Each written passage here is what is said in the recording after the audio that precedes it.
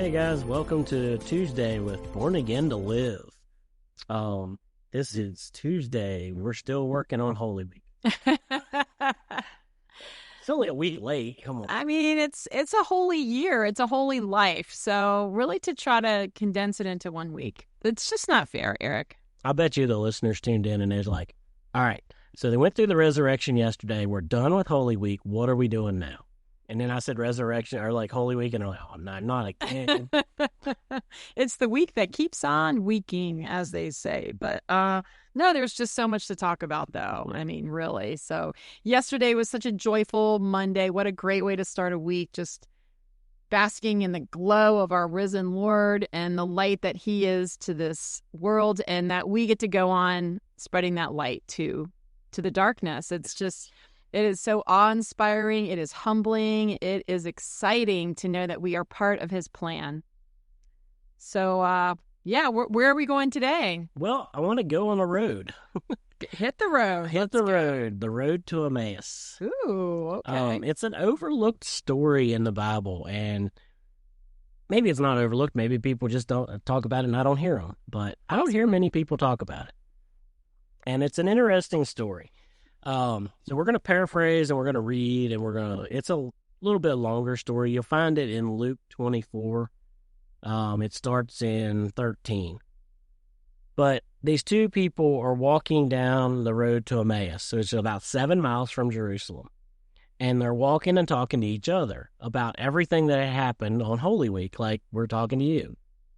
And as they're walking, this person draws near to them and says, hey, what you guys talking about? And that person is Jesus himself, but their eyes are kept from recognizing him.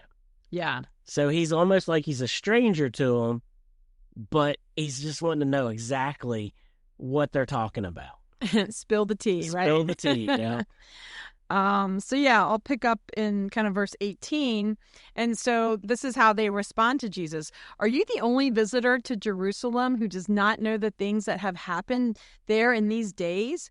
And he said to them, what things? Because, of course, he is digging for info. And they said to him, concerning Jesus of Nazareth, a man who was a prophet, mighty in deed and word before God and all the people, and how chief priests and rulers delivered him up to be condemned to death and crucified him. But we had hoped that he was the one to redeem Israel. Yes, and besides all this, it is now the 3rd day since these things happened. So that was kind of what they told Jesus about his own life. And right after that, they talk about how some women had in our company were amazed that they were at the tomb early in the morning and did not find the body. And they said that he was still alive. So I can't even imagine these two guys walking down the road and some stranger comes up and goes, what are you guys talking about? They're like, where have you been? Like, are you living under a log? Like, seriously, right. Like. I'm sure that was all anyone could talk about, given all the events that happened, the moment he gave himself up. So, okay, so then Jesus finally responds to them, right? Yes. And he says, oh, foolish ones and slow of heart to believe all that the prophets have spoken. Was it not necessary that the Christ should suffer these things and enter into his glory? And beginning with Moses and all the prophets, he interpreted to them, so meaning Jesus interpreted to these two gentlemen on the road, to them in all the scriptures the things concerning himself. Shall I continue? Yeah, sure. So they drew near to the village to which they were going. He acted as if he were going further, he being Jesus, right? But they urged him strongly, saying, stay with us, for it is towards evening, and the day is now far spent. So he went in to stay with them. When he was at the table with them, he took the bread and blessed and broke it and gave it to them.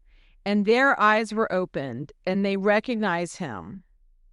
And he vanished from their sight. And they said to each other, did not our hearts burn within us while he talked to us on the road, while he opened us up to the scriptures? That's pretty wild. It's pretty cool. Yeah. And what the funny part is like, and these were part of Jesus's 70. Yeah. Right? And so we always talk about Jesus as 12, but there was like 70 people that constantly lived around Jesus, women and men. Mm-hmm. And so this was part of his group. So the way he revealed himself was by breaking of the bread, which would have been at the Last Supper. Yeah. So we talk about the 12 disciples getting their feet washed at the Last Supper, but there would have been a whole room full of people, like 70 people. Think about it. So these guys saw him do that act of breaking bread, and instantly their eyes were open. Yes. But the other part of that I really love is that he, at the beginning with Moses and the prophets, he interpreted to them the scriptures, all things concerning himself. Well, I've heard a lot of people preaching in my lifetime now, and I've heard a few that said, if you read the Bible and look for it, Jesus is in every book. Yeah. And he is absolutely the key subject of the entire Bible. And if you read it looking for it, you'll see it. That's exactly what Jesus did to these guys. Yeah. He gave them the entire Bible and said, here's where I'm at. Here's where I'm at. Here's where I'm at. And for them to say my heart burned within when he was telling me that, that's that born again, the filling with the Spirit of knowing that he is truly who he said he was. Yes, yes. And I just love how in these first days after, well, this was the day of the resurrection, I guess. He did not waste time, did he? He got right to work. But the way he appeared to people, not in, he could have just been up there in the sky for tens of thousands of people to see, but he individually came and, met with his people. And I love just how personal the Lord Jesus can be. We didn't even talk yesterday that there's a story in one of the Gospels about how the high priest paid the guards to say that the body was stolen while they were asleep and not that he was alive. And there's still that rumor going around now that there's parts of the world that believe that the body was stolen by the disciples. Mm-hmm. And still he revealed himself like this, and people were arguing. But like these two guys immediately see who he is. He vanishes, and they run the 7 miles back to Jerusalem. Yes. To the other 11 disciples, and they're like, hey, we just saw Jesus. Yeah. And I think that's so cool that that's what, it was. It was such a cool experience for him to speak the scripture to them concerning himself. Yeah. And I don't think we look enough for Jesus in stories of the Bible, right? Like he's there in Job, he's there at the flood, he's there, in all throughout. The whole Bible points to him. It points to God's people. It points to our sin, our brokenness, our need for a redeemer. It's one, as people like to say, it's one big love letter, right? The Bible is one big love letter to us. And yeah, that's so cool that he just took the time and to get it from him, right? Like, because you and I get to hear pastors tell us things and we can study on our own, but to have the Lord Jesus actually explain, look, this is talking about me right here. If this was 2025, I feel like he'd pull up his cell phone and be like, see here, and like showing us pictures and little snaps and stuff, doing stuff. I don't know. It'd be interesting. So, yeah, I've been reading Daniel for 2 days for my required reading for my college stuff. And when you read Daniel, there's a couple of times in there where it's obviously that's Jesus. Like there's the part where he's in the lion's den or in the fire, and there's one that appears as the Son of Man. Well, that's wording of Jesus. Like that's him. And then the vision that Daniel has by the river of the guy dressed in white with the eyes, and it's describing Jesus. Right. Because in Revelation, that same imagery comes out about Jesus there. So it's like, burning eyes. Okay, well, that's him. Like, yeah. So it's cool that we can get Jesus's point of view on where he's at in the Bible. And I would love to have been on that road to Emmaus with those guys, because that would have been a cool experience. Oh my gosh, yeah. I just love it. Oh, foolish ones. Like, Jesus never minced words. That's the other thing I really appreciate about him. He was tough on his followers. Like, he just would not let them just be dumb and ignorant. He's always just like calling them out. So it's still the same. He's still the same Jesus he was before the grave. Well, and it's kind of funny because he plays it dumb and then he says that. Yeah. He's like, what things? Yeah. what things are they saying, or what things have happened? And then when they start speaking, he's like, oh, you foolish ones. Yeah. Like, you don't understand anything. What did I teach you for 3 years, right? Right. But, Jesus also, he he asked questions to get people, not that he didn't already know what was in your heart, but I think it was so that you're kind of convicted in your own heart based on how you answered it, right? And even the way they answered it, like, well, there was this prophet Jesus and he said this and he said that. And it's almost like the way they answered it was very, it was skeptical, but it was almost like they were afraid, right? Well, what if this is one of those people that doesn't believe in Jesus? Or what if this is a Pharisee in disguise trying to trap us? Like, I don't know what to say. And so they gave Jesus a very watered down version of who they thought he was. But yeah, Jesus he was great at asking questions. Yeah, so I don't know. I just love the story. I told Amy we had to talk about it because the fact that these two guys are just there, and I've watched a movie once. Actually, I think it's called The Road to Emmaus. It was on one of the Christian movie channels or Amazon or something, but it wasn't a well put together movie. But my imagery still before that was these two guys just strolling down the road, having a general conversation, and this guy just like walking at a dead sprint, like walk comes up behind them and like, "Hey guys, what's going on?" And they're like, "What are you talking about?" And the whole conversation, they're like, "Who's this guy? Like, where's he coming from?" And then he gets like, "Hey, I'm just gonna keep on going." They're like, "No, come have dinner with us. You walk 7 miles. You might as well eat." And then it's like, "Oh, that's who you are." And yeah, that whole revelation part of who he was, again, through the breaking of bread was another one of those like aha moments. Like, yeah, he could have said, "Hey, by the way, I am he," yeah, or "I'm him," right? but It's Gen Z Bible, I am, or he's him, or let him be him, whatever it is, But he didn't. He did it in an act of like, oh, here I'm going to reveal myself in a simple way. yeah. And he let them figure it out, or otherwise, yeah, they were convicted by the Spirit. Yeah. Did our hearts not burn while you were telling us those things? So I think of that. I think too that I believe Jesus was showing us what we're supposed to do. Like, we're supposed to tell his story. We're supposed to talk about him. And if we see two people walking down the road having a conversation, maybe you go, "Hey, what you talking about? Yeah. Want to know about Jesus?"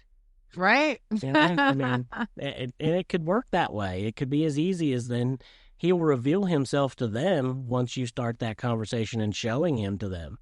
Yeah. Yeah. We were just mentioning this off the microphone, but just how, yeah, there are those people that we've been working towards. And, here at the teen center, there are those kids that we just have been praying for and working on. And there are some that they're still so out of our grasp. And it is hard.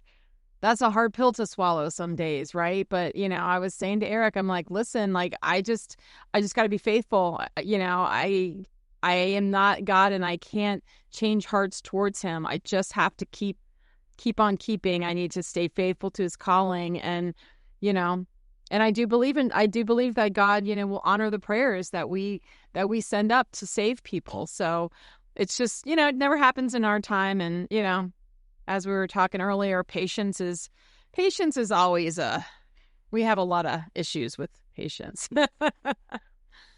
What you got there, Eric? What are we working on? Well, I was looking at, we probably should wrap up at some point Holy Week. I mean, we're almost to the end of it, right? I mean, yeah, we are. I was thinking about the last act that Jesus did on, I guess it wasn't really Holy Week because he was out here for 40 more days walking around. Right. So, but he gave the Great Commission. We've went over that so many times. I don't feel like we need to go over that on this podcast. But then in Luke 24:50 through 53, and it talks about the ascension. Right. And he led them out as far as Bethany, and lifting up his hands, he blessed them. While he blessed them, he parted from them and was carried up into heaven.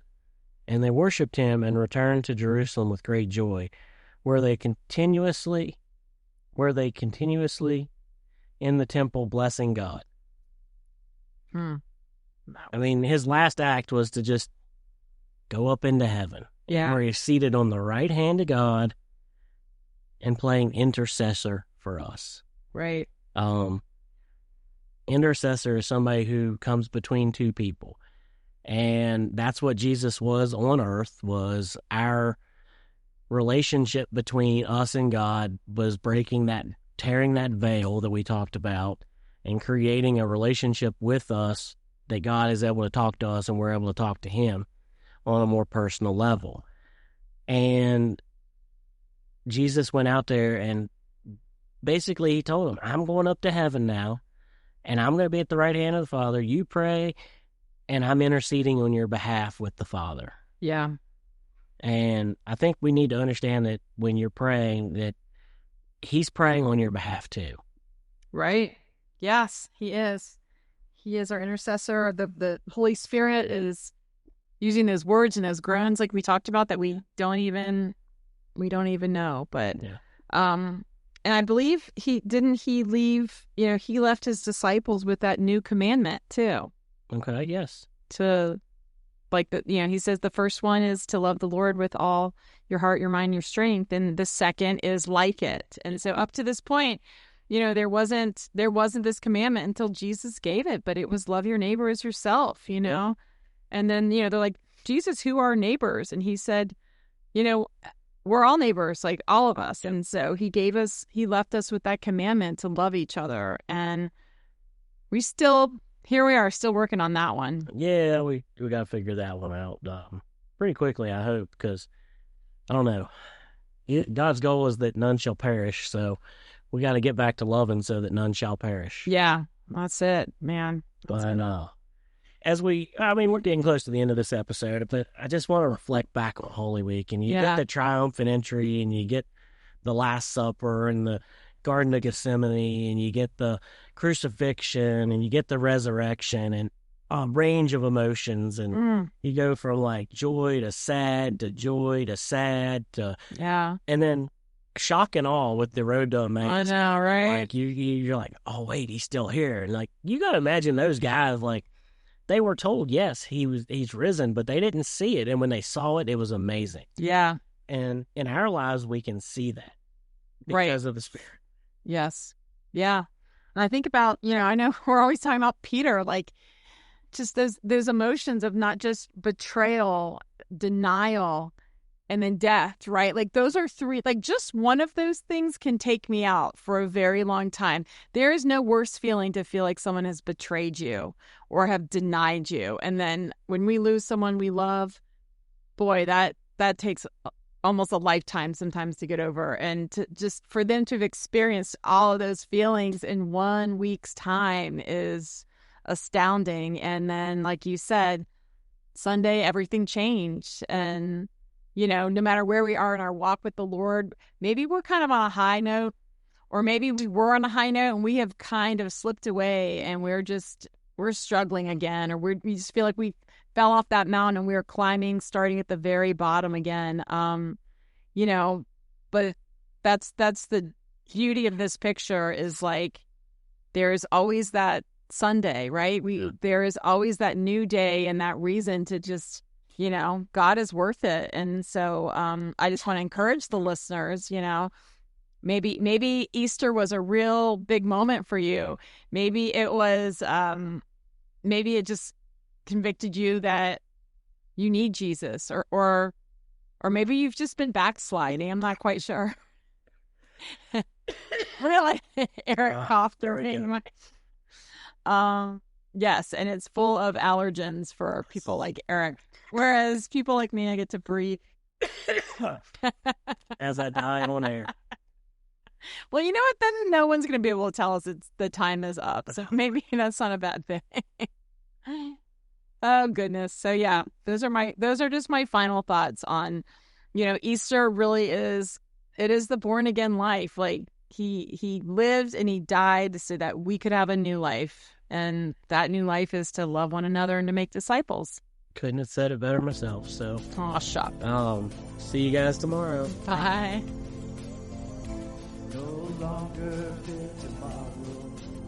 Hey guys, thank you for tuning in today. I really love that y'all joined in and you got this far. So here's a few things that we've asked for you to do. Please go to whatever platform you're on, because we're on all the major platforms. And if you're listening to this, you know that. So like, subscribe, share, and invite others to listen. Also, we have a Facebook page, Born Again to Live, the podcast. So go there. Send us prayer requests, comments, whatever you want. It's all there. Private message. If you need answers to questions or any of that, we're there for you. So thanks again.